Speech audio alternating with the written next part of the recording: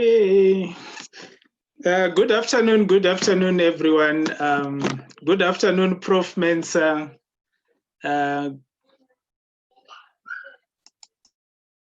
Good. Prof. Mensa, you are on mute. It's okay, now I'm on mute. Okay. Yeah. So good afternoon. Good afternoon. How are you? I'm fine, thank you. Well, initially I was muted by the host, so I couldn't unmute myself. Yeah, I'm trying to manage the noise and all that. Yes.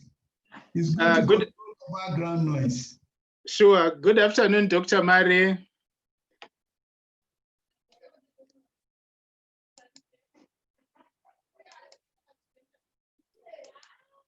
How are you? I'm fine. How are you? I saw Dr. Mnangatire somewhere there. Good afternoon, Dr. Mnangatire. Yeah, afternoon, Doc. How are you? I'm good. How are you? Very well, thank you. I see we have some few participants. I don't know where they are calling in from. Hi, Clopas. Where are you calling in from?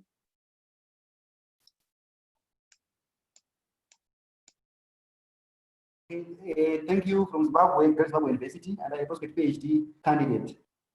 Oh, okay. Hello? Thank you. Hello, we are hearing you. All right, it's okay. From Zimbabwe GZU University. Oh, okay. Thank you for joining. We hope the discussion and all that is going to be. Okay, let me. Okay, we hope the discussion we're going to have is going to be fruitful to everyone. Today, the focus of the things we are working on today is to have a discussion on literature review. It's one of the big things that we often experience as scholars. And it's very important for us to have that conversation around how do we conduct literature review, what exactly goes into that.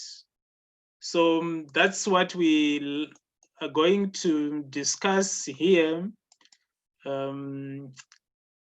Okay, Dr. Mari, let me make you a co-host so that you help manage maybe admitting people.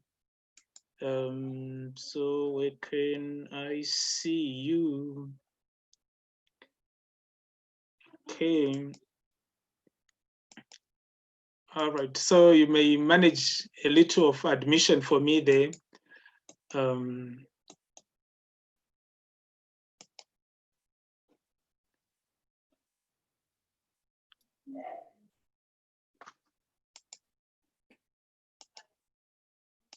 Okay, all right. So that is the discussion we want to make, conducting literature review. And this is done whether you're writing a proposal, you still need to do some literature review even in your proposal. It might not be very extensive, but it is required. It becomes extensive when we move on to the dissertation and the thesis itself.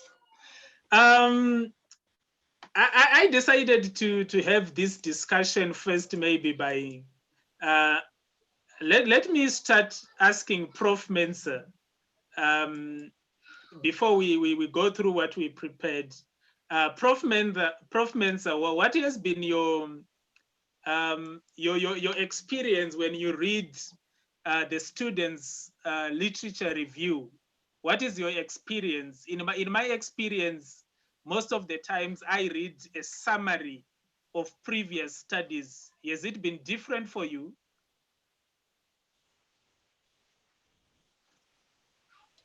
Not really, and it is not just a summary.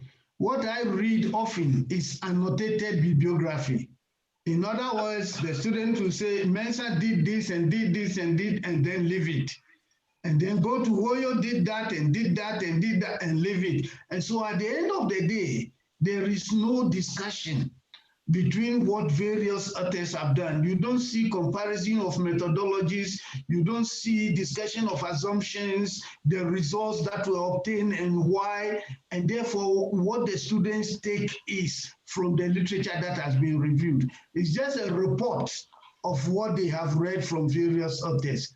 And that is not critical enough to guide any research. Dr. Mari, what have been your experience when you read these things at master's level, at PhD level? What kind of stuff do you ought to read?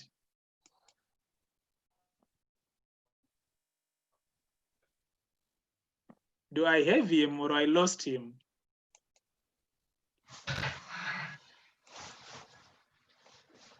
Okay, maybe while I'm waiting for Dr. Mari to come on board, Dr. Mnangatire, what has been your experience in terms of the literature review students submit to you? Prof. Menza talks about him just receiving an annotated bibliography listing that I did that, he did that, you did that. And from your side, what has it been like? I think basically the experience has been the same. It's all about summarizing what was done by so and so. In some instances, there's a little bit of comparison that, okay, these same results were found by so and so. Maybe someone found something differently. But in most cases, it's about so and so, like one I've been reading recently. You would write author so and so in Ghana did a study, did a qualitative study to find the factors contributing to what, and they found that this and that. Then the following is another author doing that. So it goes on like what Prof. Mensa have highlighted. Okay, thank you for that. Dr. Mari, on top of admitting people, I want you to give me your reflective thoughts of when you read students' literature review, what exactly do you read, or what has been your experience? Thank you so much, Dr. Woyo. So basically for me, I think is what Prof. Mensa and also Dr. Mnangatris highlighted. The main issue generally is that students tend to just reproduce what others, other scholars have just written. You should say, for example, so-and-so in their study in that particular area, they said this or they found this.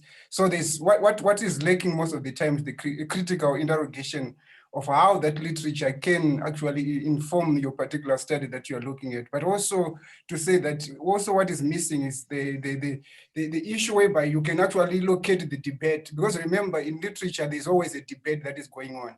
So the main thing is to locate the debate. And I think for me, the main weakness of most of our students is that they fail to understand the debate. They can't locate the debate in literature. So once you fail to get the debate in literature, it's very difficult for you then to locate your study within that, because essentially you are engaging in a conversation. So literature review is pretty much you're getting into the thick of things and understand how the debate in that particular area that you are looking at is actually panning out. So that critical demonstration of that debate is what is generally lacking. But I think more and more, I think the more students are exposed to these kinds of workshops and also webinars, I think they will be able to understand what is at the center of literature review.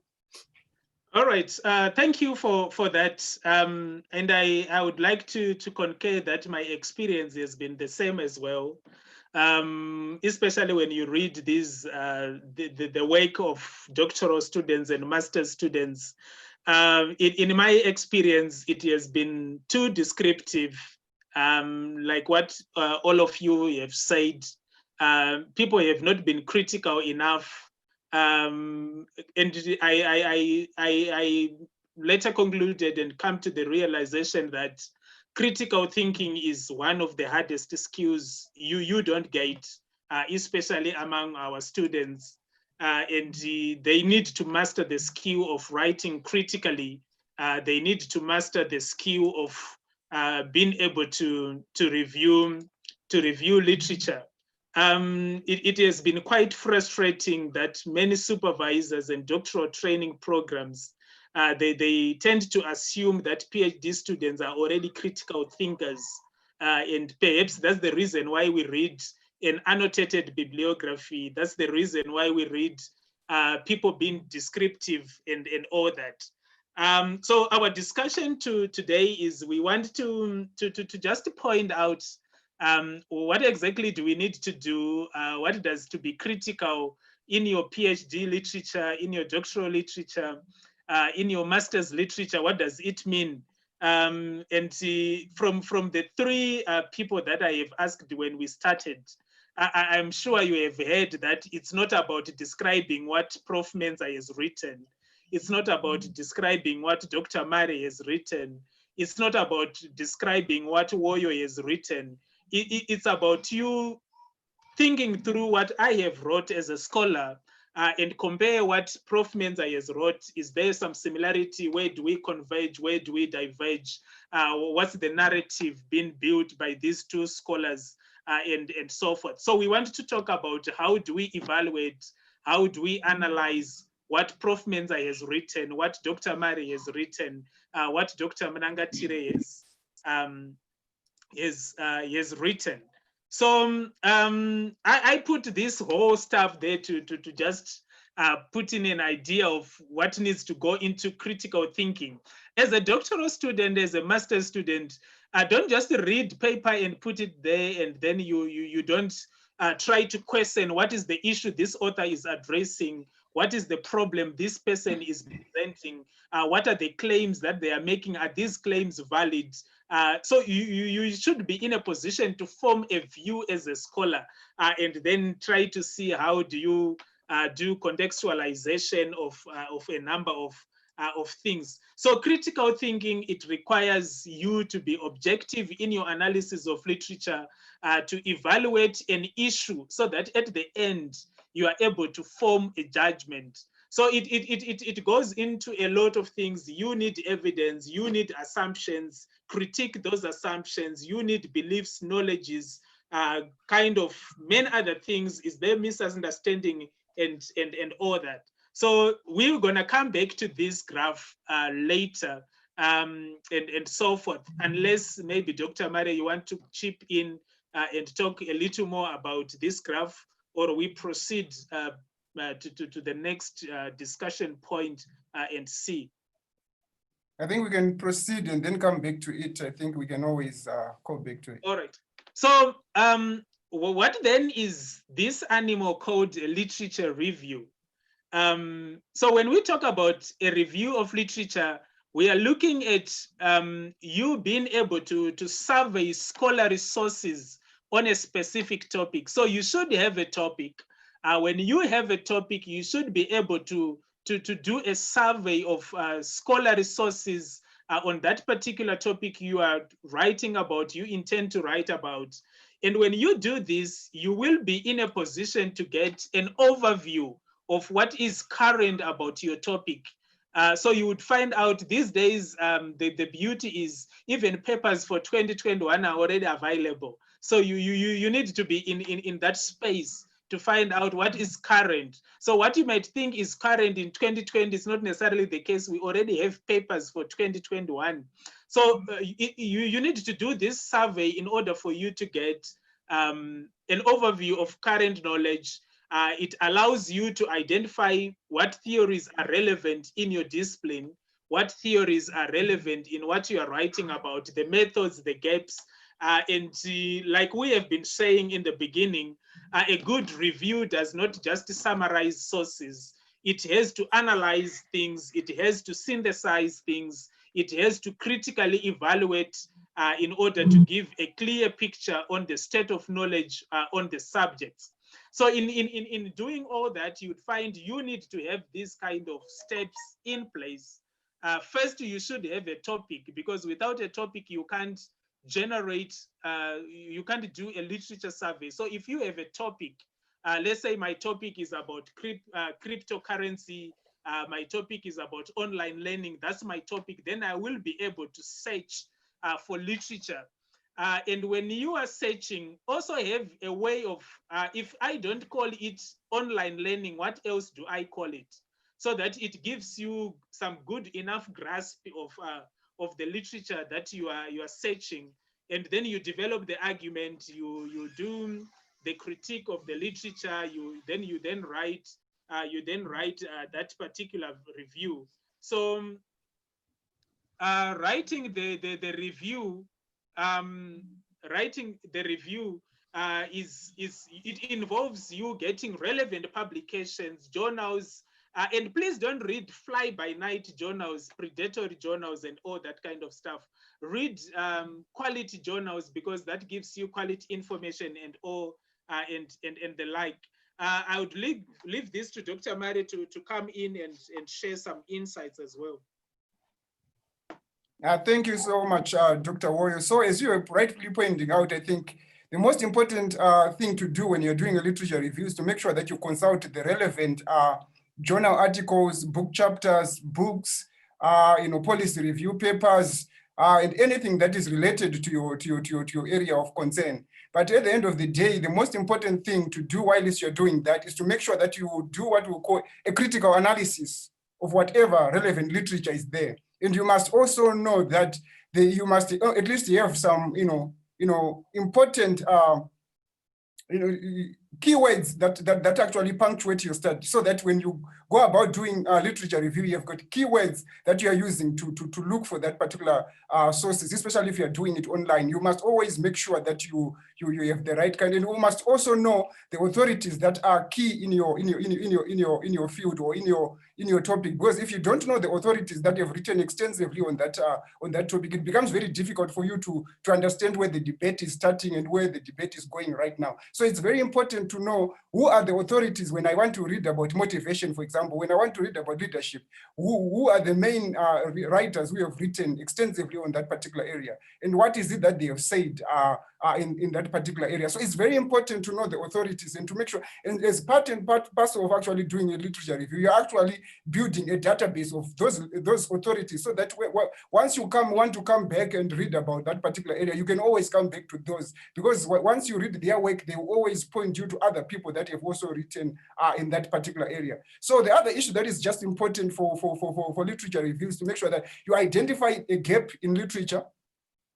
You identify a gap in literature that you then follow up on, and make sure that you understand what exactly is happening in that particular area. So as we have already pointed out, that a literature review will help you to situate your research and focus it within the context in which you are supposed to actually to be doing your research. And also, by a literature review survey, by itself, the idea of actually surveying different literatures that have been written by other people, it allows you to be able to understand, what is it that they have written about it, but also it allows you to be able to evaluate these works critically in terms of understanding what is it that they have not covered, so that you can then be able to pitch a gap for yourself. So remember, literature review is being done to inform somebody to say, this area, I'm not the first person to do this area, but essentially why I'm doing this area is that people have neglected a certain area in this literature, and this is why you are doing a literature review, so that you can pave a way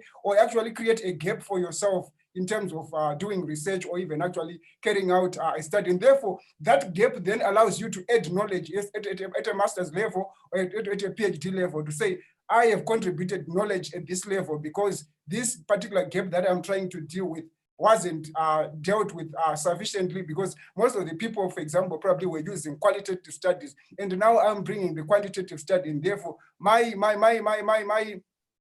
research is going to be able to contribute at the level of methodology, or it's going to be able to contribute at the level of empirical knowledge. It depends on what exactly you want to do. But essentially, it is very important for you, as you do your literature review, that you critically evaluate some of these scholars, what they have written about. And also, it's also designed to provide an overview of sources that you have explored in terms of researching a particular topic, and demonstrate your research, how it fits into the larger field of study. So it's also about making sure that anybody who is going to read your work can be able to understand how you fit into the broader field of study. For example, Dr. Woy, I think, talked about the issue of, for example, online learning, for example.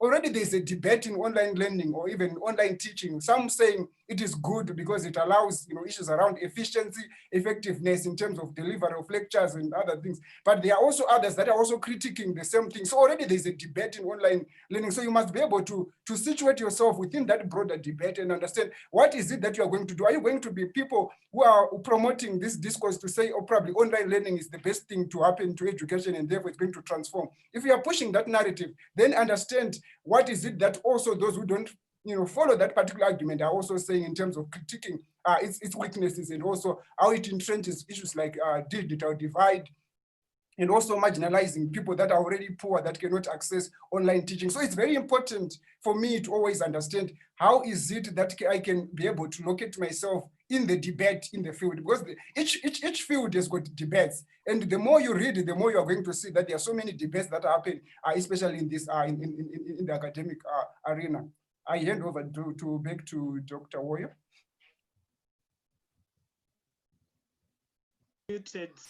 I'll allow Prof. Mensah to come a little later after this discussion to share his view and his thoughts on what literature review is. So what we are talking about here is one should have an ability to be able to review the literature. So surveying the literature is one part of the bargain, but are you able to review it? Are you able to report on relevant literature?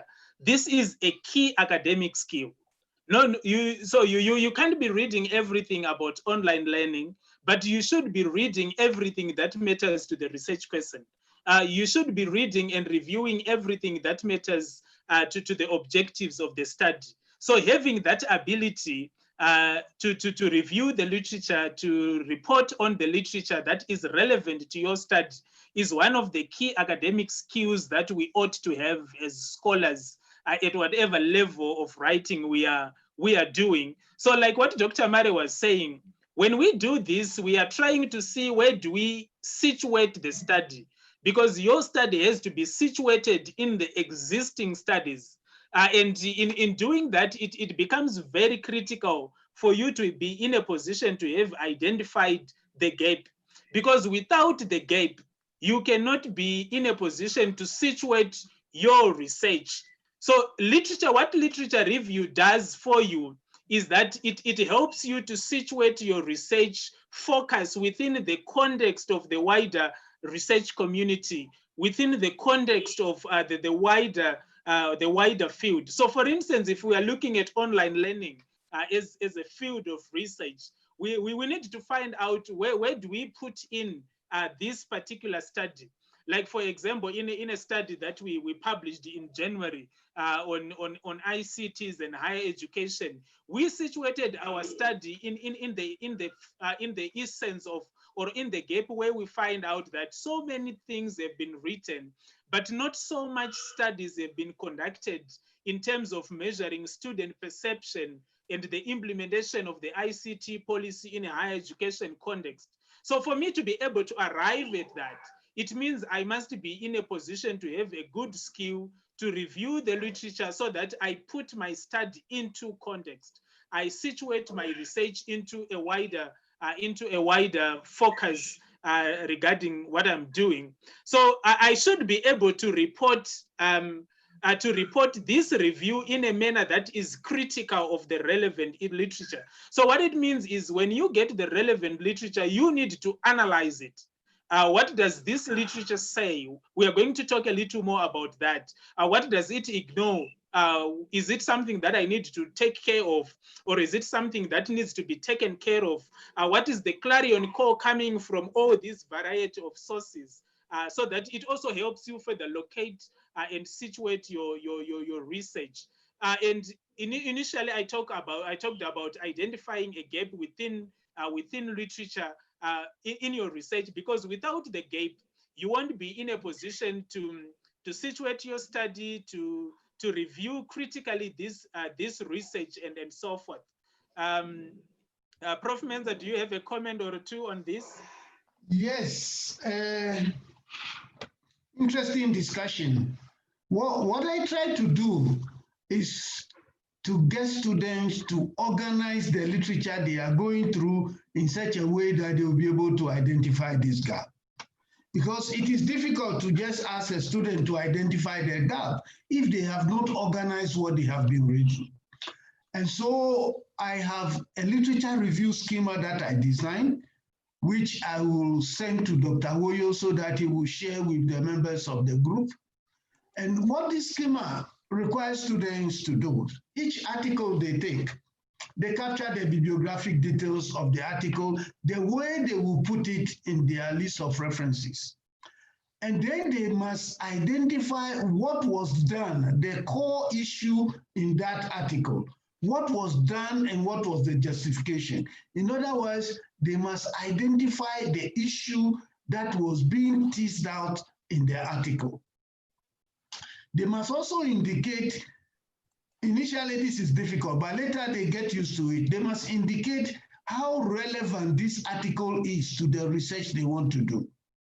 And that will determine how much time, how much effort they should put into understanding the issues in this article. Then they must look at the methodology. Which methodology was used in producing this article? Was it qualitative? Was this quantitative? Is it exploratory? Is it descriptive? Is it experimental? They must explore and summarize the methodology.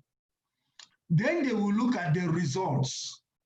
And then they will look at the assumptions, the scope and limitation, and how these impact on the recommendations that are made later. And when students have collected this kind of information on, say, 15, 20 articles, then we can begin to talk to them about identifying the gaps. Because now they can look vertically and find out what has been done by these 20 different authors. What justification did they give? What issues did they arrange? And this is when they begin to now tease out the issues in the literature. They can do the same for the methodology. They can do the same for the results to see who got what and why, and what assumptions inform the results that were produced. Then in that way, we will be training them to be critical instead of just reviewing, instead of just reporting what each person did.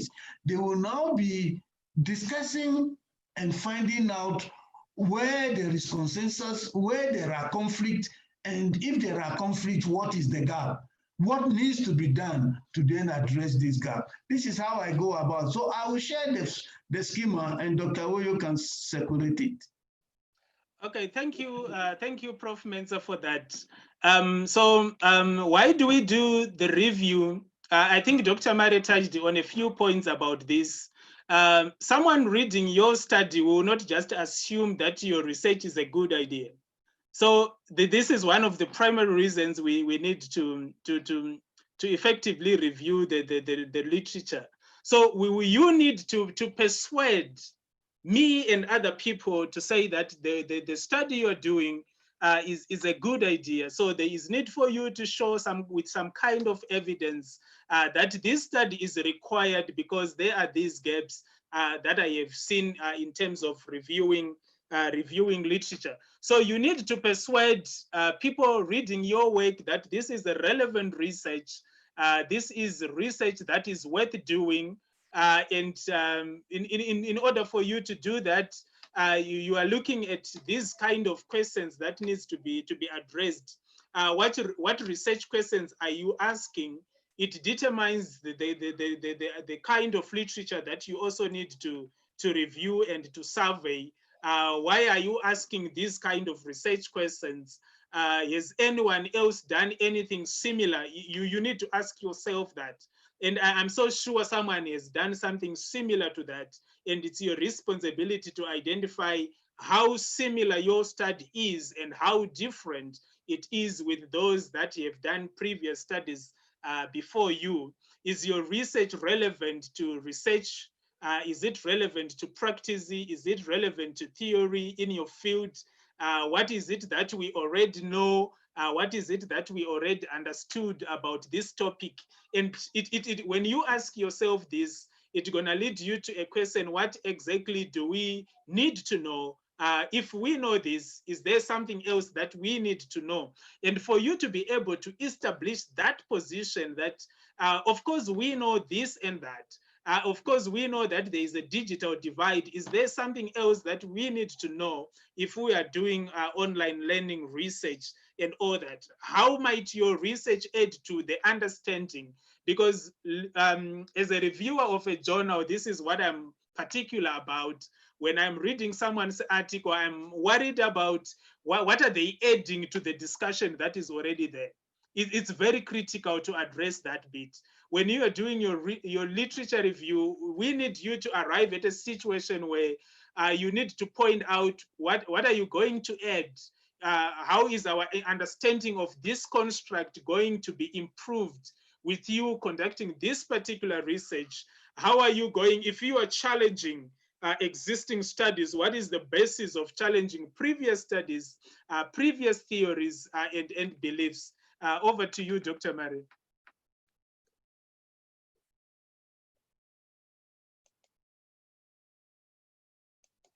I was muted. Okay. So basically, as as you have rightly pointed out, I think the core issue of doing a literature review is to make sure that you demonstrate that you know that other people have gone before you, and it's just an acknowledgement to say, okay, some people have done work on this particular issue. I am not the first person. I'm not breaking new ground here. Essentially, I'm just building on what other builders have already built. But essentially, in doing that, you are also demonstrating that you know the weaknesses and strength of whatever they have done, because it's just not an issue of saying, okay, this is what other people have done, and then you just move on and you introduce yourself to say, this is what you are now doing. Demonstrate the weaknesses of that particular literature, because not all literature is strong enough to add important bits to your study, but it's also about demonstrating that in as much as this literature is already there, it has got its own weaknesses. For example, probably in terms of failing to look at certain issues more broadly or more critically, or maybe it fails to look at certain phenomenon from a context in which you are probably trying to locate or to study it. And also, again, it's also about demonstrating that literature may be there, but it also has got its own strengths, and these strengths that it already has allows you then to be able to use it, probably, for example, in your own context. So it's about looking at the weaknesses and strengths of different literatures that are there, that can actually aid you in terms of doing your study. So essentially, is also what just to support what Prof. Menza has said. So it's also about looking at the convergence and the divergence in literature in terms of what different scholars bring to the table. Because remember,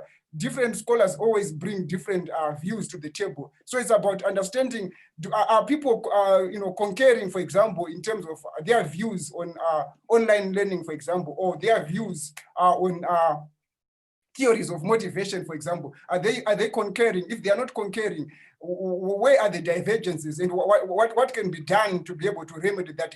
Is your study going to be able to be part of those studies that are going to be able to deal with that convergence, or probably try to reinforce what has already been said by other scholars? So it's very important so that you can then be able to say your study, when it comes into this field that is already populated by so many scholars, what is its role? What is its role in that particular field? Because if you don't do that, it becomes very difficult for your readers to understand exactly why is it that you're doing that particular study. So it's always very important to always be critical of studies, and also be able to understand the methods that were used to arrive at that particular data set, the limitations of actually probably doing that particular study, probably using a qualitative or quantitative, or probably even the limitations of certain theoretical claims that can be made based on a certain context, and then be able to highlight how your study can be able to fit into that kind of a debate. So for me, that would be very important part of actually building what is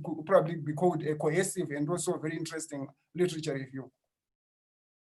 Okay, thank you, Dr. Murray. So I think what he was talking about is that as scholars, we need to make sure that each of the work that we read, we need to understand the context of its contribution especially when we are looking at the research problem we are trying to address. So each article that you need to review, it must help you in ensuring that you understand the research problem, and it has got some kind of contribution to that.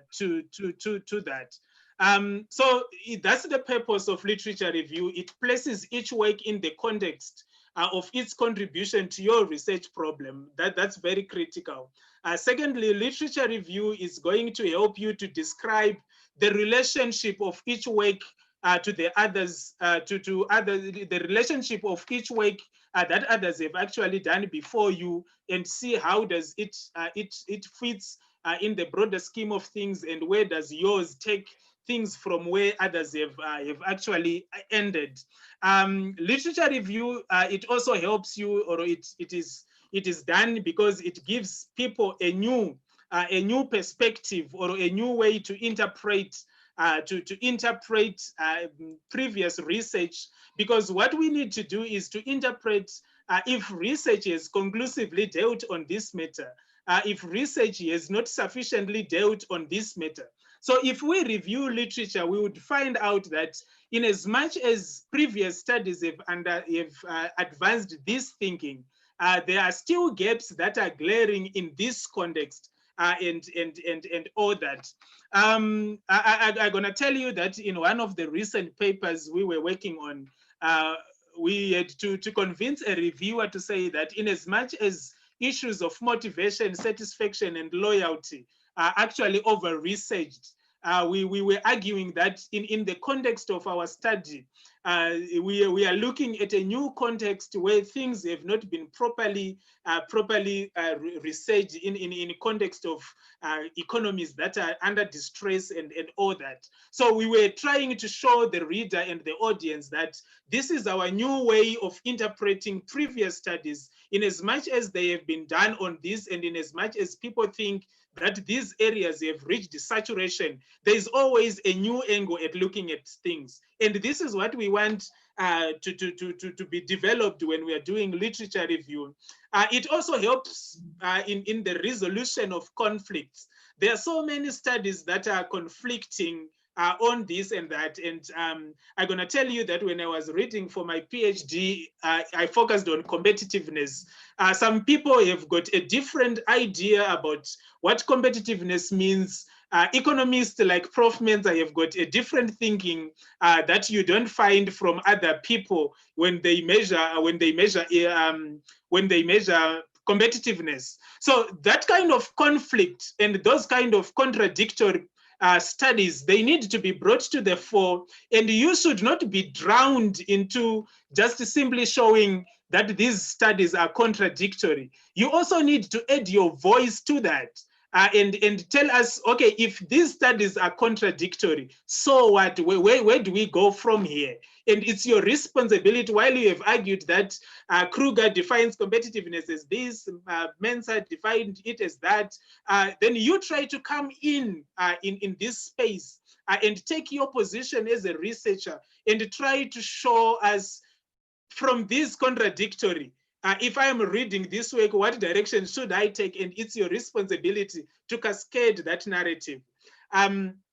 It helps us to identify areas of prior scholarship so that we don't duplicate studies. We don't, what do we call it about this? The term is running away from my head. Maybe other people will come and talk about it. I think Prof. Menza is it ready. What is that term again? Reinventing the wheel. Reinventing the wheel. We really need to avoid reinventing the wheel. And we also do literature review in order for us to point, is there really need for additional research? Because that is very, very important. People should be able to read literature, and it is literature that should point to the direction that additional research is required. If it is not required, perhaps we could be wasting our time. We have talked about locating our own research in all that. I don't know, Dr. Mari, if you have got any contribution here, or we move to the next. Okay, you can move to the next, then we can always come back to some of the issues. Okay, so you can start with this one. Okay, so now we want to look at evaluating and selecting sources when you're doing a literature review. So essentially, it's very important now that once you said you've identified the topic that you want to look at, the next thing obviously is to say, so which sources are relevant for me in terms of doing this particular research? Otherwise, if you don't know the relevant sources, it becomes very difficult for you to build the literature review that is going to inform your study. So don't just read absolutely everything that has been written on a particular subject. It's very important to be strategic, but it's also very important to be very selective, to know which kind of sources are very relevant and which sources are going to add value to me. So that's why I was saying when I was talking about having at least a keyword search to say these are the issues that are going to guide me in terms of looking at this particular area. So for each publication, always ask yourself these particular questions that we're going to talk about. What question or problem is the author addressing? So it's very important. I think this was also emphasized by Prof. Mensah when he was talking about his schema that he has developed. So you have to ask yourself, what question or what problem is the author addressing or the authors addressing?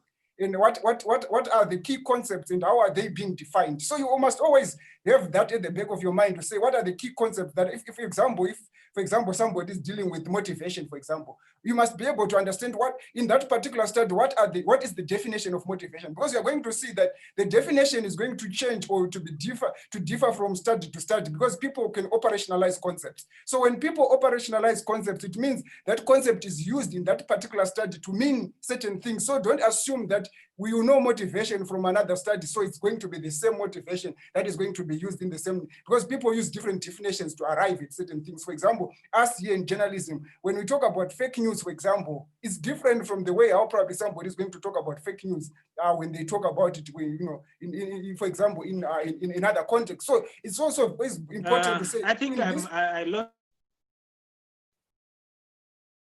Hello? Hello? Yes. Hello, we are hearing you. Okay, so I was saying that you also need to ask yourself, what are the key theories, models, and methods that are being used? So for example, I think also Prof. Mensah also talked about to say, is it a qualitative study? Is it a quantitative study? If it's a qualitative study, which kinds of methods are they using? Are they using focus group discussions? Are they using a survey? What exactly is informing this? What are the sampling techniques that are being used here? And what informs these sampling techniques?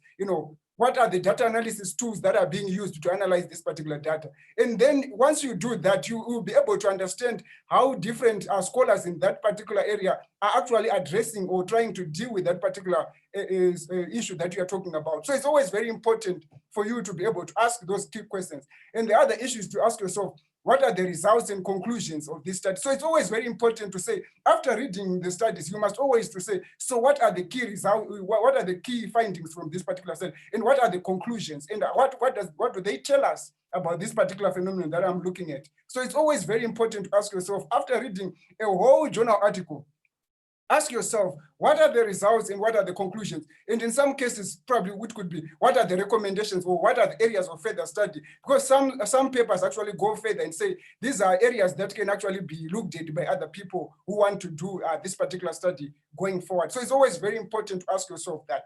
The other question that you also need to ask yourself is, how does the publication relate to other literature in the field? For example, then after reading that one literature or one journal article, compare it probably to another book chapter that you have read and see how do they relate.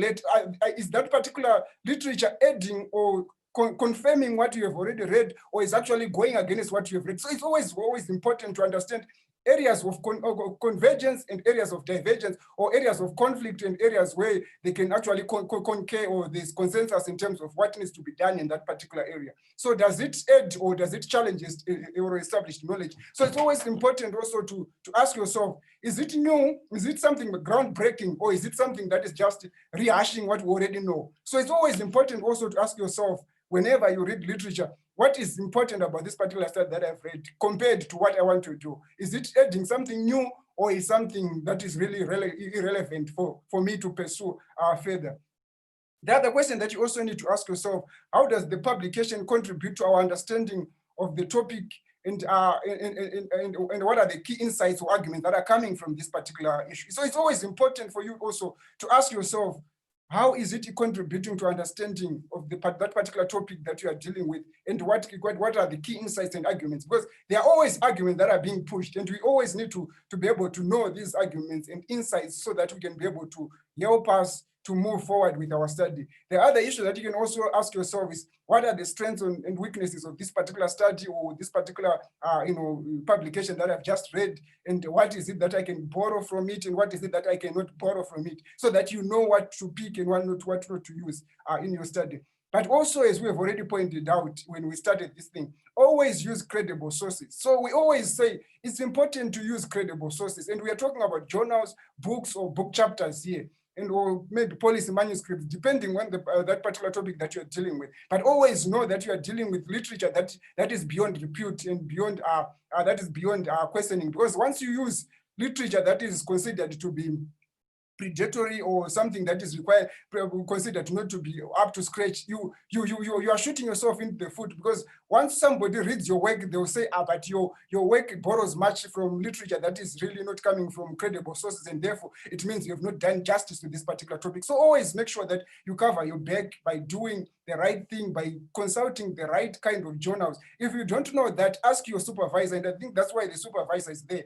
He or she should be your partner in crime while it's doing this study. It's not a solo project. Once you do it as a solo project, that's when you can actually run into a lot of problems. And also make sure that you read any landmark studies or major theories that are coming in your study. So ask yourself, what are the classical studies that are defining this particular study that I'm dealing with? And if you can be able to pick 1 or 2 or 3 classical studies on that particular topic, that means already the groundwork in terms of the literature review has already been done. Because one thing that I will certainly tell you, those landmark studies will certainly point you to other literature. If you read their bibliography, you'll be able to see other relevant literature that can actually help you to build a solid and comprehensive literature review. I thank you. So I hand over back to Dr. Woyo. Okay, thank you for that. Perhaps these are also other additional aspects that you might need to consider. Who wrote this and why are they writing that? People always tell you what was the purpose of them writing this study and so forth. You also need to look at what are these authors trying to say, what is their key point, what is their key narrative that they are driving home. And on what basis are they forming their arguments? And on what basis are they forming their judgments? Are these bases convincing? What theories or perspectives are they using? What alternative ones could have been used instead of this? When you ask yourself the second question, you are now trying to, this is the good level of critique that needs to be done at a level of writing, for masters and doctoral students and even research articles. What perspectives are they coming from? Which research traditions are they using? What methods are dominant and why do they use them? Are these methods appropriate? And all that. So it's a range of you trying to, this is what critical means. This is what answering the so what question means. You need to have this is just a template, but you can go beyond this and try to ask critical questions about this. What are others arguing about topic? Dr. Mari was talking about divergence and convergence. So it's not always about convergence. It's also about divergence. And at some point, you also need to ask, how does this relate to your problem and all that? Prof. Menza, you can come in and shed a little more light. Yes, Dr. Mari raised a very interesting question, and I want to contribute something to that. How do we identify the classical studies in this field? Now, a student who is researching a particular area may not know how to do that. But my suggestion is, any article you read on that field, look at the list of references behind the article. And before long, certain names will start occurring. And you will see that most of the articles are referring to a certain particular source. And you identify those sources that the authors you are reading are referring to. And those will guide you to the sources that will be considered as critical sources in that area of research. And a researcher in that area must always read those sources. It doesn't matter how old they are. If many scholars are referring to them, then to be a scholar, I must also read them. Then I know I have read the classical sources in that area. That's the contribution I wanted to make. All right, thank you, Prof. So Prof is saying that we should always try to identify who is who and perhaps who is getting cited more often by people in the literature we are reading. So maybe to just quickly run off through this presentation and we open up this discussion. In your literature review, you must also be able to identify themes. You must be able to identify debates. You must be able to identify gaps. We know we have talked about the gap before. So if you are to organize your literature review, I think the schema that Professor Mensah was talking about, it helps in this kind of things to identify what is the key theme of this paper, what are the key debates, what is the gap, what are the findings and all that. This helps you in organizing your literature review argument, because the argument has to be coherent, the argument has to have some kind of good flow. So you need to understand the connections, and I'm talking again, connections. You need to understand the connections and relationship between the sources you have read. So based on your reading and the notes, you can actually look for the trends. What are the trends that are coming in this discussion?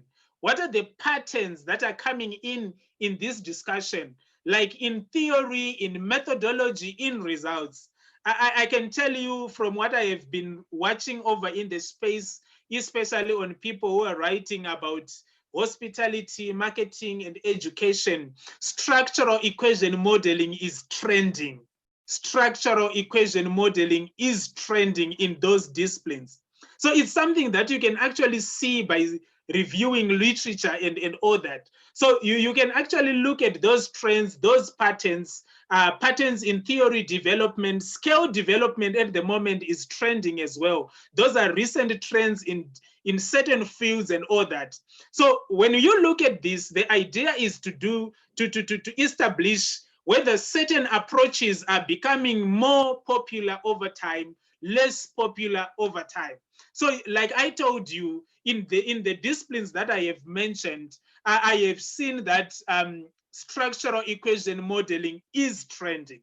So you might also need to mention that, and it helps you to determine what kind of analysis you need to take in that kind of discipline. You look at the themes. What questions, concepts recur across literature? What are the recurring concepts across literature in your major field of study? There are always concepts that you always find they recur. Each article you are reading, it has that concept. Let's say, for example, if you are reading about online learning, you would find things like blended learning is recurring. What do you call it, Dr. Mary? You call it mediated technology mediated learning is recurring. So you're going to find these themes always recurring. You look at the debates, you look at the conflicts, you look at the contradictions. Where do these sources disagree? What do they agree on? What do they disagree on? Where is the divergence? Where is the convergence? Dr. Mary raised it before. So you always need to look at these things, identify the debates, identify the conflicts, identify the contradictions, and you also need to think about which publications are pivotal. Are there any influential theories? Prof. Mensah have told us how we can quickly identify that. Are there any influential theories, influential studies that have actually changed the direction of the field? So you should always, I always say that maybe it's important for people to know who is who. So when you are writing about competitiveness, for example, there are certain big names that I expect you to read in your review. So I expect you to read some of these economists like Kruger, some of these people like Philip, no, not Kotler, some of these people like, what is this Harvard professor? Michael Porter and all that, because they are leading voices in that space. So you should always be looking at their publications, because these are the people that have influenced the competitiveness as we see it. When you're writing about branding, I expect to see Eka in there, because Eka has been a leading voice in branding. When you write about economics, Professor Mensah expects to see certain economists on certain aspects of the study that have influenced that. The same with Dr. Mare in the media technology.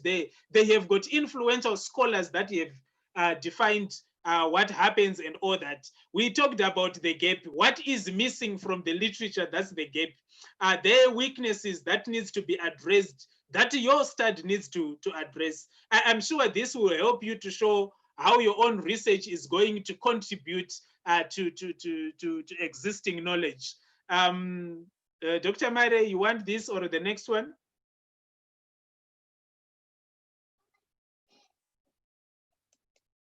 Let me move on to the next one, it's fine. Okay, there it is.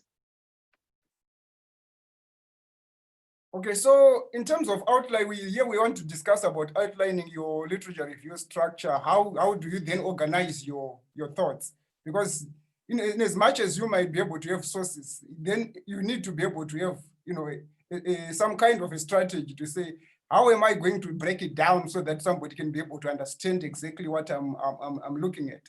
Because at the end of the day, literature it should not just be a descriptive, a descriptive chapter where you're just describing what is already there. It must also speak to other chapters that comes before it, but also it must also be linked to the chapter that comes after it, because it's part of the whole thesis. It must be one story. It's one storyline that continuously moves from chapter 1 until you get to chapter 5 or chapter 6, depending on the length of that particular study that you're doing. So it's always very important to ask yourself, what am I going to do now that I have got the sources that I have here? It's very important to ask yourself that particular question. So we are saying literature review can actually be organized as follows. Depending on the length of your literature review, you can combine these strategies. For example, you can have your overall structure might be based on a thematic or a theme-based, but is discussed in a chronological manner. So if you are using a chronological manner type of addressing issues, we are saying you are tracing the development of the topic over time. You are listing or you are summarizing sources in a chronological order. You are also analyzing patterns. You are also demonstrating to us what are the turning points in debates that is shaping the direction of that field. You are also giving an interpretation of how certain developments have occurred. For example, let's say we are talking about, let me give you the issue of online learning, for example. Maybe we want to discuss, chronologically where we are right now, because obviously you would know that, the use of ICTs in education has always been there since time immemorial. But over the last 20 years or so, there's been shifts in terms of what really has been happening in terms of embracing these technologies. Of course, thanks to the growth of social media platforms, thanks to the growth of our conference video platforms like Zoom, Microsoft Teams, and all these other platforms that are coming to the fore. ICTs have increasingly becoming a key thing in education because of these changes that are happening at the technological level. So chronologically, you can be able to demonstrate where we are coming from in terms of embracing ICTs. But then if you come to the era where we find ourselves here, where COVID-19 has disrupted the way we do things, all of a sudden, we can't meet face to face because of lockdown regulations, social distancing regulations and protocols. All of a sudden, again, this can actually be seen as a key historical moment in which ICTs have actually been fast-tracked into being accepted as a modus operandi in the education sector. So chronologically, you can be able to demonstrate where we are coming from and where we are going, and therefore be able to raise issues in terms of the way how people have actually theorized and written about ICTs in different epochs before the COVID-19 that we are talking about. At a thematic level, we are saying the main issue here is pretty much looking at the recurring themes. What are the central themes that are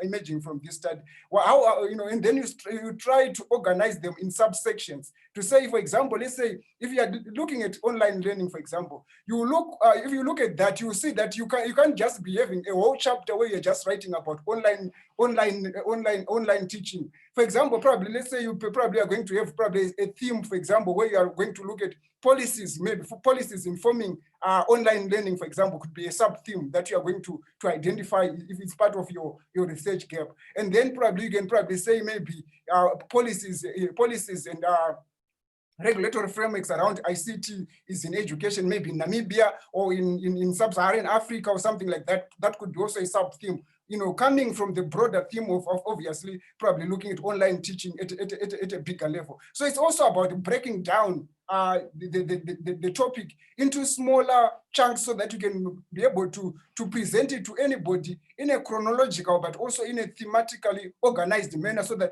somebody can be able to see why is it that you are starting from this theme and you are going to this theme and going to this theme. For me, when I talk to my students, usually I tell them to say, first and foremost, if you look at the themes, but if you can't do the themes, go and read the literature review, but make sure you go and read all the literature that has been written about on that particular subject outside of Africa. Just first and foremost, look at studies that have been written outside of Africa and then summarize them for me.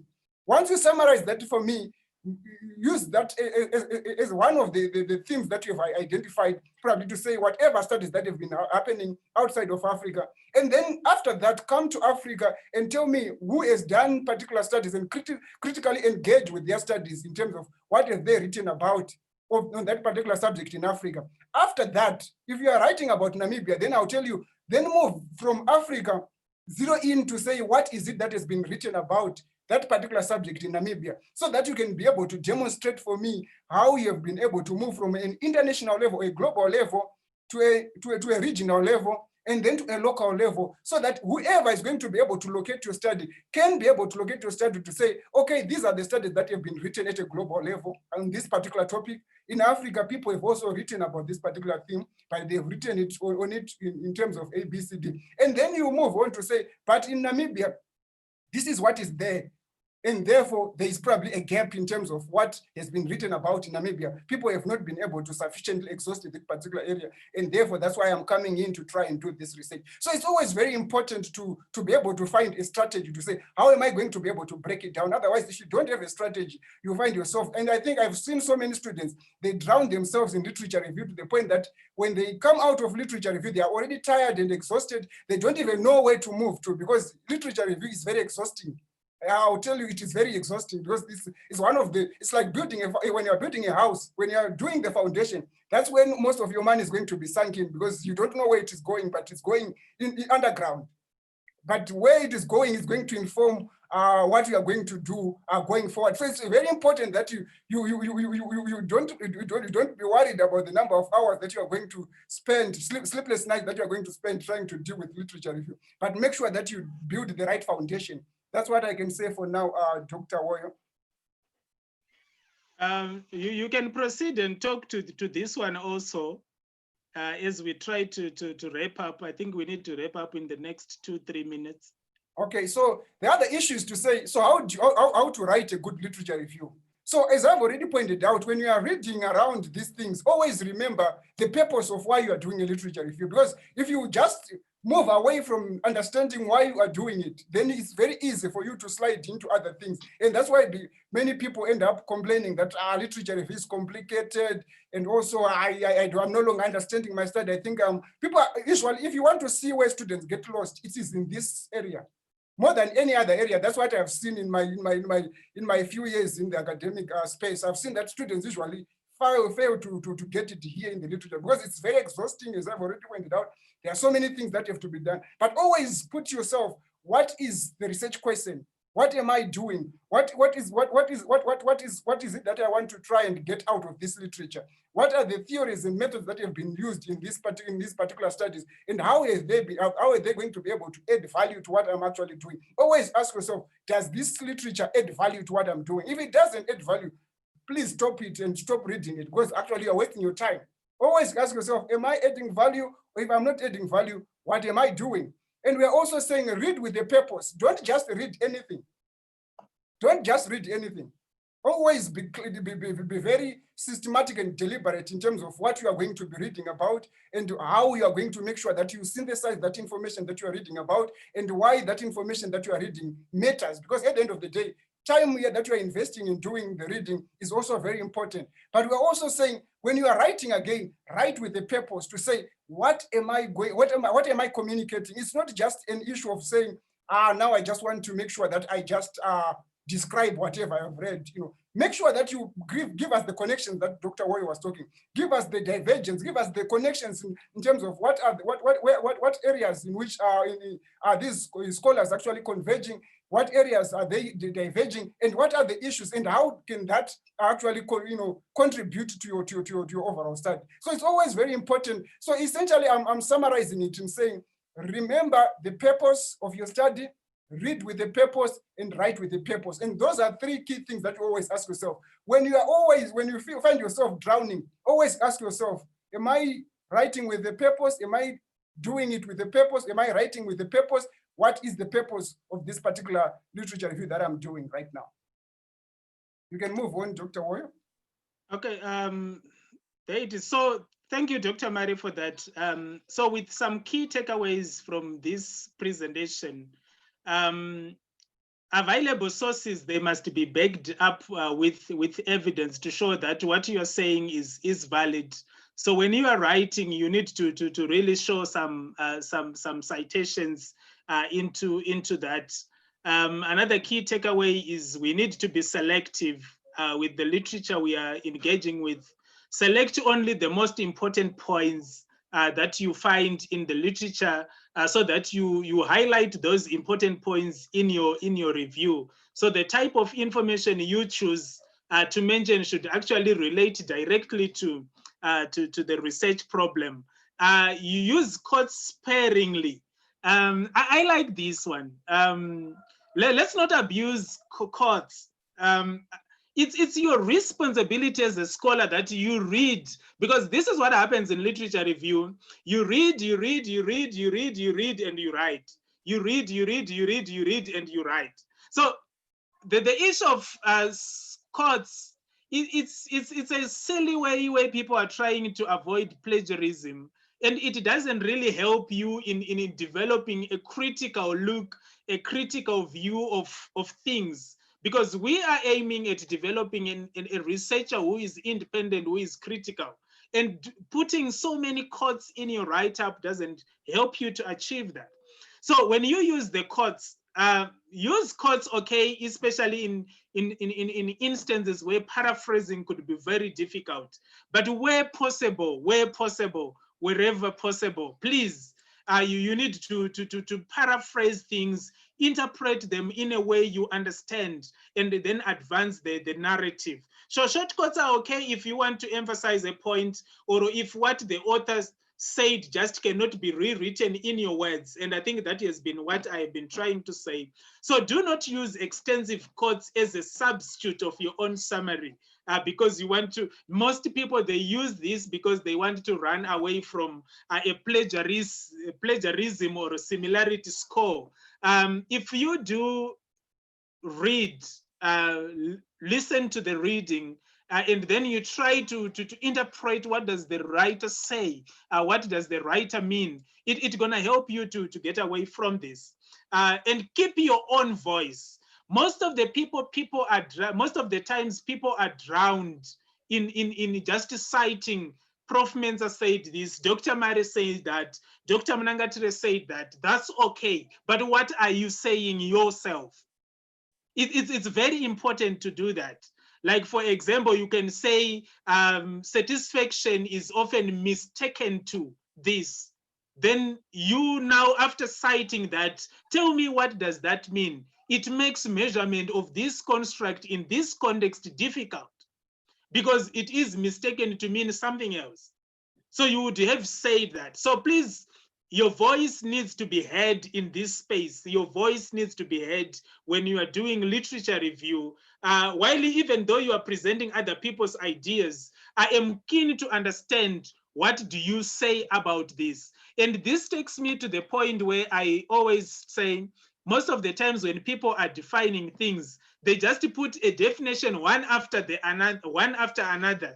That is bad writing. So if I am to define, let's say I am to define motivation, I need to say motivation is a drive, what, then I cite. Then if I am to offer another definition to say Prof. Mensah defined motivation as this, it's now my responsibility, after throwing in those two definitions, I need to find out where does this author agrees with this author. What are the key issues coming from their definitions? So there is a little need of discussion in that space. So don't just present other people's ideas. Your voice should remain in this driving seat of this discussion. I think that is very, very important. And like what we were saying, your review should be guided by your central question. It's literature review is not a collection of loosely related studies in a field, but it must represent a background and research developments that are related to the question you are looking at. These must be interpreted, these must be analyzed, and you must do it in a synthesized way. You must do it in a way that shows the reader that surely this research is required. Surely this research has to take place. Surely there is need to do this study. So keep in mind, literature review should provide a context of your research. You need to locate your research, situate it in the wider space, and it is not just a summary of things. I think it has been very long. I don't know, Dr. Mari, if you have anything. We want to open up this for discussion with the audience. I think today we have got a relatively bigger audience. Perhaps they have got issues that they need to understand. Over to you, Dr. Mari, if you have anything to say. Thanks, Dr. Warren. So for me, the main issue is to say, in summary, what we have been trying to say is that a literature review is pretty much you summarizing existing literature, but you're doing it in a critical way. That's essentially what a literature review is all about. But also one thing that is also very key, as Dr. Warren was saying, it's just not about saying so and so says this, so and so says this. It's about being able to group or to lump scholars into camps, to say these scholars have got similar views, and therefore they represent a certain camp in terms of their views of certain things that you're looking at. So you must be able to synthesize their views and say these scholars actually concur, or these scholars actually come from this line of thinking, and therefore they can actually be considered to be for this kind of idea or against this kind of an idea. You must be able to do that. If you are not able to do that, it becomes very difficult for you to be able to write a literature review, because you end up just saying Warriors 2020 says, Murray 2013 says, and that's a boring literature review to read, because you have not demonstrated that you understand how you can easily summarize these ideas or these debates that are going within that particular area. So it's always very important to be able to understand, and also to be able to put scholars in different camps based on your understanding of that particular area that you're working on. Thank you, Dr. Wai. Okay, so if there are any discussions or any questions to make, let us make them now. The floor is open. Let me see from the chat box what's in there. Okay, Vivian is running scared because she thinks that a topic which focuses on utilization of IT, short for in utilization of IT, because people become comfortable in using what they only know, and Dr. Mari says IT is being accelerated in acceptance. Maybe my topic will not be viable by the time I finish it. I don't think so. Your topic remains viable, but even by the time you finish, what perhaps he was saying has nothing to do with what you are writing about, but you just need to keep on writing and then show, especially in your review. In your review, we want to see perhaps what we see as already accepted. Technology has not been accepted in all sectors of the economy. And it's your responsibility as a scholar to show that technology has been dominantly accepted in these spaces, but in other spaces like this and that, it has not been accepted. So I think by the time you finish, we will still have to use that particular study to do further research, because you would have focused on something else. So it's your responsibility when you are writing, when you are reviewing literature, to show which industries, which sectors of the economy have perhaps dominantly accepted technology as part of their operations and all that. Any other questions? Prof. Mensa, are you there? Dr. Mnangatire, are you still there? Any other issues that might help people here? I see a combination of doctoral and master's students from the names that I have an idea of. Any other questions? Or it looks like literature review is easy for most of them, I think. No, can I? Yes, go ahead, Stanley. In literature review, how can you interrogate or discuss these issues? Because many times you find, especially in when you are writing a proposal, they demand that you write maybe 3 to 6 pages. How can you synthesize this? Because you said you have to interrogate, let's say, methodology or the outcome of other researchers. I mean, how do you do these kind of things, especially when they demand that you need to have 3 or 6 pages of the entire? It's very easy. It's very easy. People who are on this space, like for example, I was talking to Dr. Mari. There was one of my papers which was accepted at 9,000 words. The editor wanted just 7,000 words. So the best way for you to do is if you have listened when we were moving towards the end, you only need to write things that matters in pushing your discussion forward. So in this space, when you are reviewing literature, let's say you have got 2 or 3 constructs, quickly identify these constructs, what has been written about them, if there are any controversies, if there are any theoretical gaps, quickly highlight that and perhaps show which methodology was dominant. I'm sure this is something that you can do in a few pages, in a page or 2. You can actually review that literature, show that discussion. And the challenge we have is students want to write everything. You can't write everything. Only literature that matters to your study should be reviewed and should be consolidated in the discussion. Dr. Mare, maybe before Dr. Mare, let me ask Prof. Mensa. In his university, they have got 6 pages for master's students. What do they look at? Yes, when you have such restriction, the guiding principle is to look at your research question. Yes. And then to look at what you have read and say, what must you take out of what you have read which directly relates to your research question? That will help you to distill the important points that must go into the literature review for that proposal. So that somebody reads your research questions, your aim and objectives, and the person reads your literature review will see that the literature review is talking to these important parts of your proposal. Dr. Mare. Certainly, I think I concur with what the professor said. The main thing is to see, is your literature review speaking back to your research question? If it's not speaking back to your research question or to your sub-objectives or even your main objective, then it means you have gotten it from somewhere. Always ask yourself that question. If you are finding yourself not speaking back to your research question, certainly I'll tell you, you are off topic. There's no other way about it. Always ask yourself, does this speak back to my research question? Once you ask yourself that, it means whatever you are going to read must be guided by that. Because we remember what we said, a thesis must be a storyline that starts from the start to the finish. It must not have spaces where something is coming in from other directions and therefore just invading in your space. That everything must be logically connected to the research question until to the end, to the very end.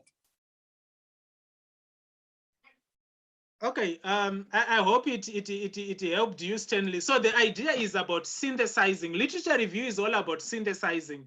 If we don't synthesize, we will not be able to write. So it's all about us being able to synthesize. We synthesize, we will be in a position to write and all that. So there's so much to write, but let's write the key issues. Dr. Oyo, And the key issues only. Dr. Mnangatire, go ahead. I think there are some questions that I think we need to address that have been sent in the chat box. Oh, thank you for that. Let me quickly go there. I will start at Vinia. I think that's the latest question up there. Is literature review necessary when one is carrying out a study that has not been explored?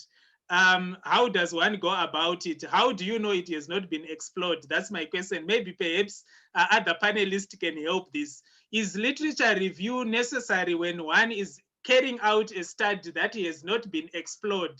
How does one go about this? Anyone to take up that?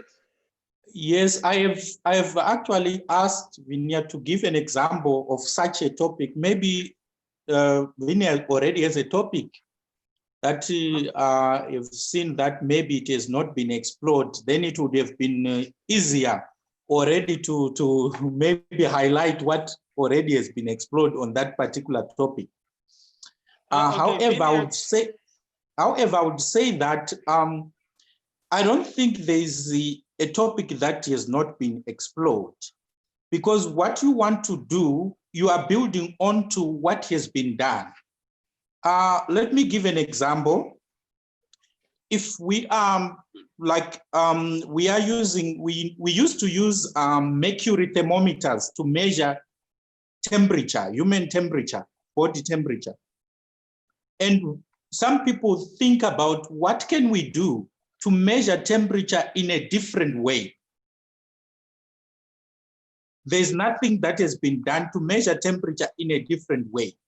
But for you to do a study of measuring temperature in a different way, it has to be based on what is currently happening. We are currently measuring temperature using a mercury thermometer, but can we measure body temperature using a thermometer that do not necessarily get into contact with the person? So you take it from there. So I wouldn't think you would not have literature on the subject you want to explore. The subject you want to explore is normally the next logical step from what is currently available or what has currently been done. Then you are saying, this has been done, it has not been done, this has been done, this has not been done, and my study wants to look at that part which has not been done. So yes, you will not have anyone saying, we tried to develop this kind of thermometer and it had this. That's something new, but you would have told us what is currently being done and what are the things that are making you think whatever you want to do will work.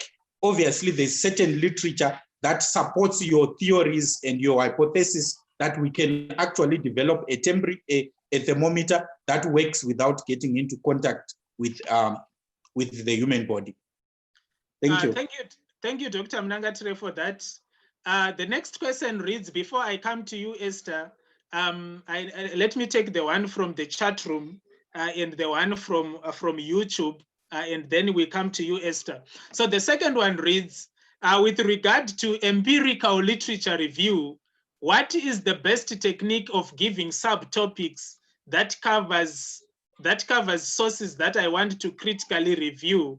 What is the best technique of giving subtopics that covers sources that I want to critically review? Dr. Mare, Prof. Mensah, you can come in on this one.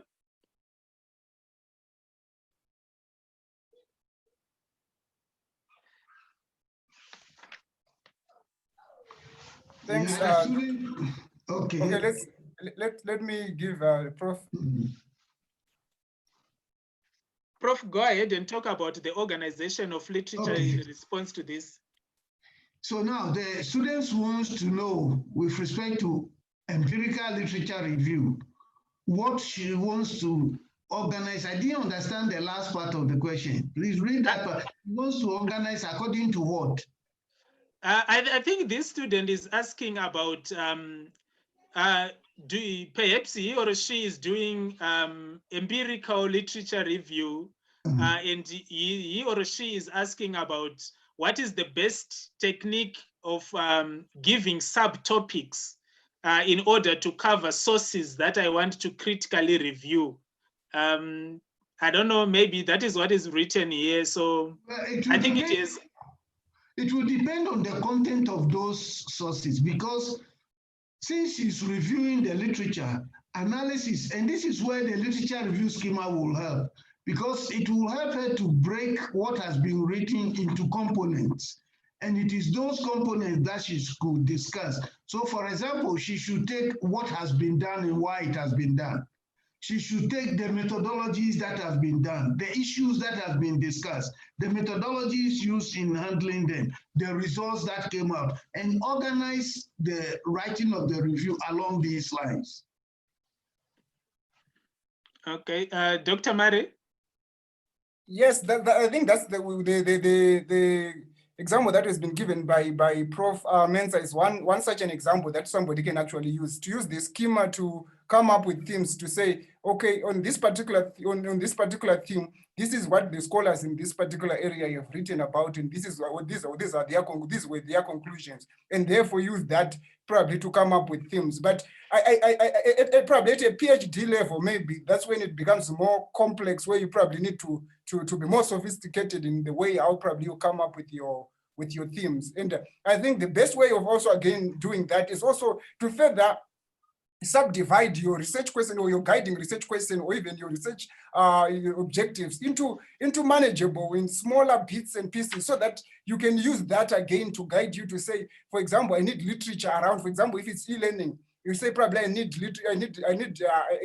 literature around maybe policies that inform online education, for example, or I need literature around, you know, the link between the digital divide and e-learning, probably in the global south or in developing countries or something like that. So but it has to be systematic, and I know it's not easy. That much I know it's not easy. I'm not going to lie to say that's an easy exercise, but it can be done. But the more you read around things, the more you read around your particular area, the more you can be able to come up with these sub themes. But it will take time for you to be able to do. But it's always very important to always go back to your guiding research question to say, what is the guiding research question, and what are the sub themes that can actually be drawn from this literature that is coming to support me on this particular area. And I just want to re-echo the schema that Prof. Mensah talked about.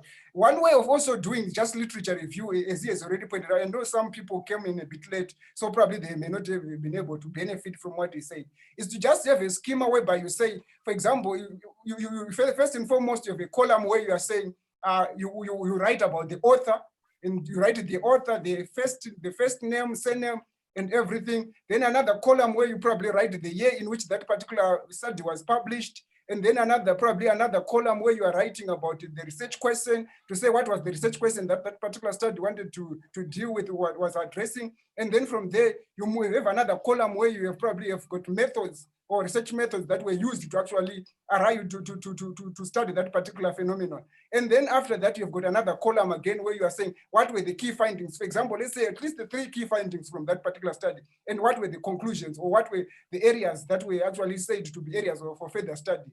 And if you can have that kind of a schema, it can allow you to start building as you are reading. Every time you're reading a journal article, you can always be able to scribble down based on this on this schema, to say this is what exactly I was able to get from this particular reading. And then you move on to another reading.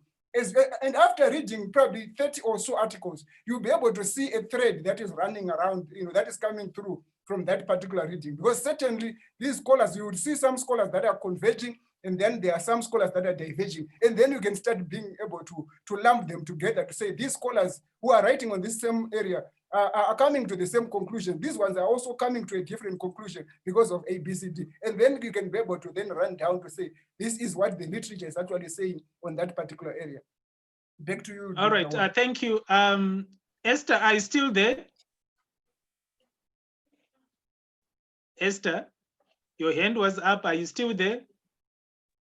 Yes, I'm here. Sorry, I was muted. Oh, go ahead. Can you hear me now, Doctor? Sorry.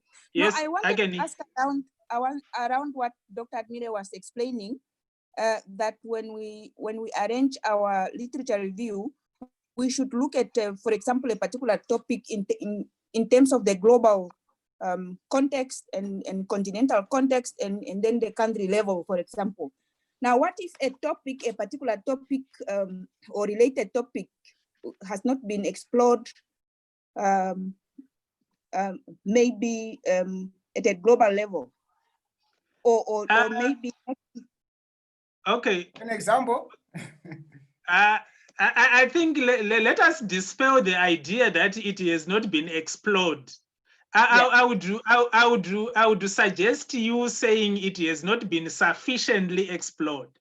Okay, sufficiently explored. Okay. Yes, because look at this way. The pandemic we are having is not the first one we are having.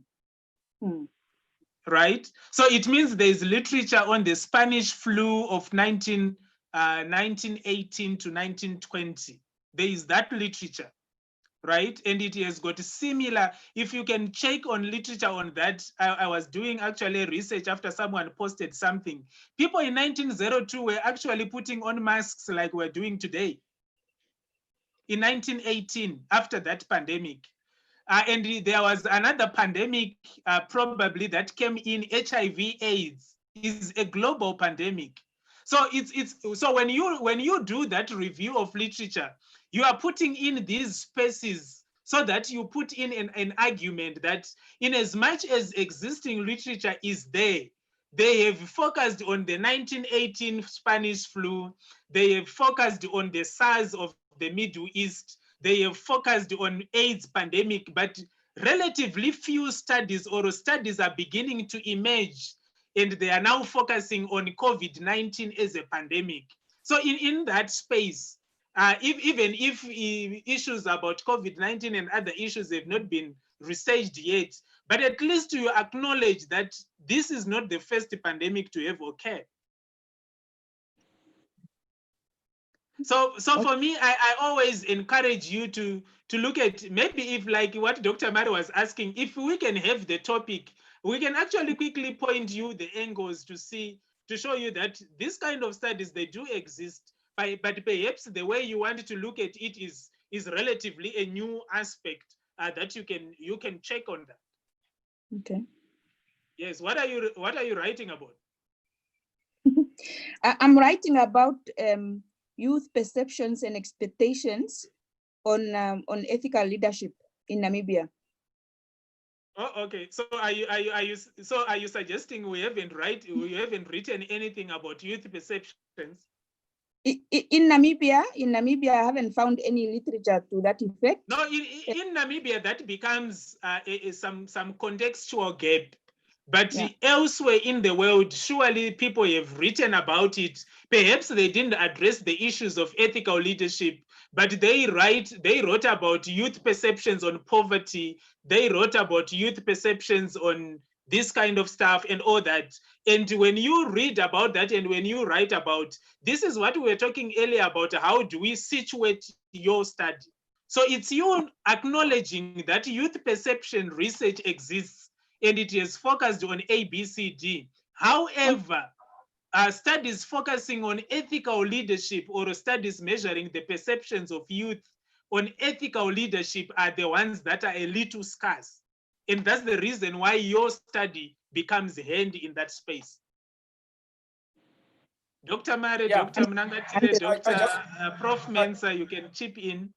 I just wanted to say that basically I think you've assisted. So if you look at ethical leadership, I think it has been researched, it's been over, there's a lot of research around that particular area. And mostly the research probably may not have we looked at how the young people actually view ethical leadership. But there are many ways in which researchers have looked at how citizens are in different contexts, maybe in America, in Australia, in England, actually evaluate ethical leadership. So already that is a body of literature that you can draw on. So when you come in to say, if you want to use what I was saying, the international, so at the international level, there's a lot. Maybe even in Africa, again, probably there's a lot of research that has been done around that. But when it comes to Namibia, that's when, again, we're talking about the contextual gap. As part of your literature review, towards the end of your literature review, that's when you can then demonstrate to us that in as much as there's a lot of literature that has been written around this particular area, there's nothing thus far that has been written about ethical leadership or perceptions of youth vis-a-vis ethical leadership in Namibia. And therefore, that's why your study is very important. And that's where you demonstrated the importance and the significance of your study and how it is going to contribute to that kind of thing. Or you can also demonstrate based on your reading of literature to say there's no gender disaggregated data in terms of saying how do women actually view ethical leadership, how do males view ethical leadership, or there is literature around that, but there is no literature that is actually age-based, whereby young people, as people that are very young, are also viewing this thing. So that is the critical analysis of literature that we want you to say. You read all the literature and see what kind of literature is there in terms of that particular issue. What have they written about? Have they written about young people's perceptions, or they've just written about citizens' perceptions of ethical leadership? And therefore, if they've just focused on citizens' perceptions of ethical leadership, it means there's a gap in terms of why is it that there are no studies that are actually looking at young people, yet young people are the leaders of tomorrow generally. So why is it that people are not actually looking at this particular phenomenon from the perspective of young people? Back to you, Dr. Woyo. Thank you so much. Thank you so much. You have just opened my eyes. Yeah, that's the reason of this workshop. We need the eyes to open. Okay, I don't know whether Prof has a comment there. If he is, he can come in. But someone. So there are two issues here. First, there is the issue of youth perception that should be developed. And then there is the issue of ethical leadership that should be developed. And this is where Esther can now make her contribution, pulling those two strands together and developing a way of handling them that will be unique to her, and that will be her contribution. So see how youth perceptions have been researched and what to take out of that, and how ethical leadership has been researched, and bringing the two together to say, how do I now look at youth perception, but this time of ethical leadership, not of something else, and their contribution will come that way. All right, thank you for that. Someone watching on YouTube is asking, why would one self-cite or self-reference themselves like many times? Would that be an adequate literature review? Issues of self-citation, why would they self-cite themselves? Would that be an adequate literature review? Dr. Mare is laughing, so Dr. Mare, please go ahead and address the issue of why is Woyo self-citing himself? Is that adequate literature review?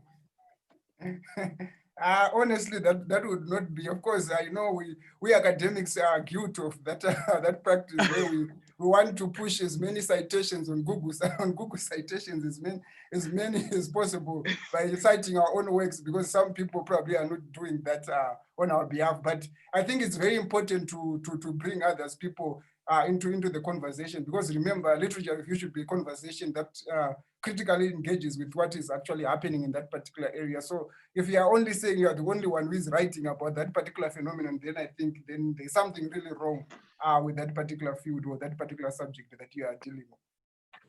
All right. So I think you can only self-cite yourself if perhaps what you are currently writing, you have already written about the same concept before. So for the purposes of avoiding plagiarism, you can self-cite that, but you also need to acknowledge that you are not the only voice around that space. Tinashe is asking that when doing literature review, do we focus on previous authors' literature reviews or their research findings, or both, or none of the above? That's a good question. Prof. Menza, you are the elder. It's actually all of the above.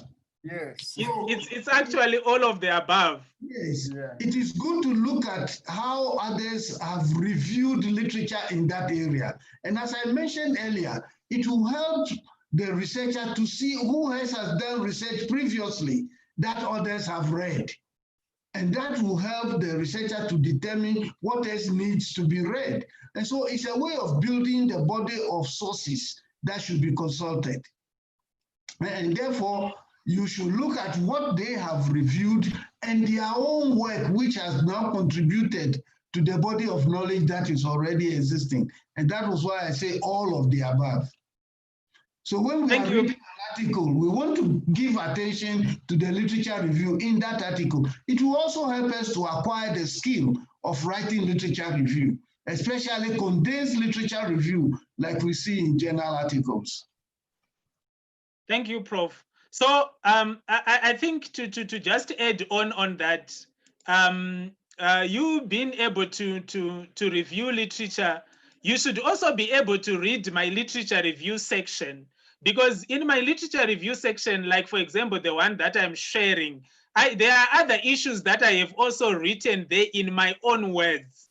You might need to take that discussion and see, is it something that you would want? And there are also issues where people would have added their own voice, like making its measurement in a destination complex. This is me talking. So if you concentrate on my results, you are likely to miss other views that I have also added when I was doing the review of literature. So like what Prof has said, we actually need to look at the literature review, the findings, everything in that paper matters. Especially if we have agreed that this paper is a valid or is a good research paper for your study. So it's very important for you to have a look at that. Dr. Mare, what do you think? Dr. Mnangatire, what do you think? I think basically you have said it all,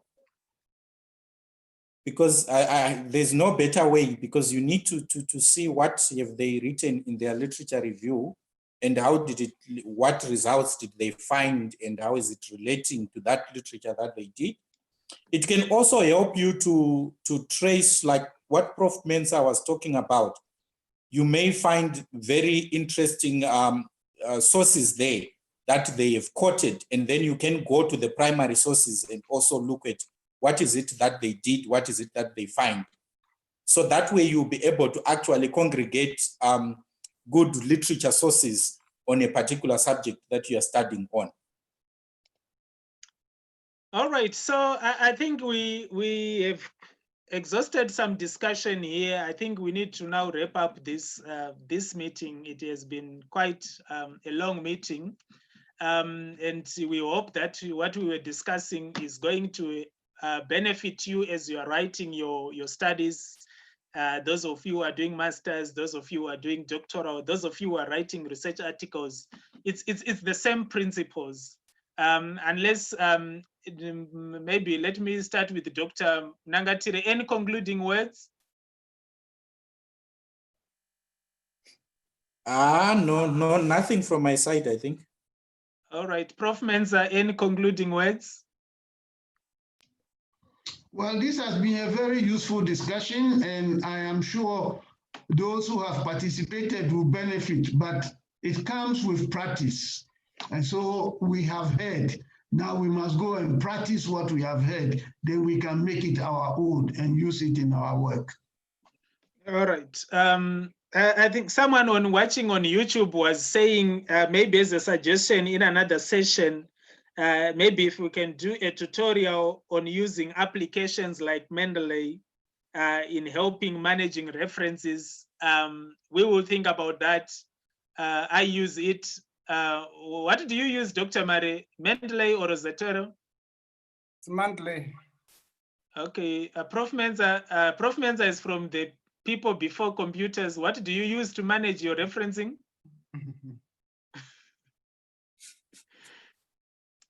You are muted. I used Zotero long ago, but I learned how to use it a couple of years ago. So I'm comfortable with both. Oh, okay. Dr. Mnangatire, what do you use to manage your referencing? I do it manually. Old school. You do it.